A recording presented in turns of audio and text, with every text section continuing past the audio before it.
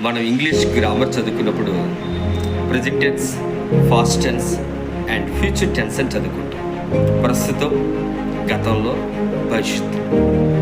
Present tense అయినా, past tense అయినా, future tense అయినా, ఏ టెన్స్లో మనం ఉన్నా మనకు ఉండవలసింది రిపెంటెన్స్, పశ్చాత్తాపం. రిపెంటెన్స్ అనేది ఉండాలి. మనం సహసిద్ధంగా మనుషులు, బైబిల్లో స్పష్టమైన మాట ఉంటుంది.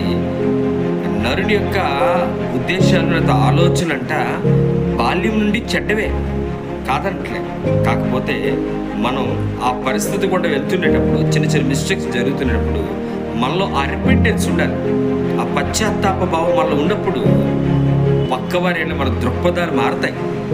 మన వల్ల ఇద్దరు సంతోషంగా ఉంటారే తప్ప ఎప్పుడు ఎవరు బాధపడరు. కనుక మనం ఏ టెన్స్లో ఉన్నా, ప్రజెంట్ టెన్స్లో ఉన్నా, పాస్ట్ టెన్స్లో ఉన్నా, ఫ్యూచర్ టెన్స్లో అయినా, ఎప్పుడైనా భవిష్యత్తులో అయినా కూడా ఎప్పుడు కూడా మనం ఆ రిపెంటెన్స్ అనే పదాన్ని మనం పట్టుకోవాలి.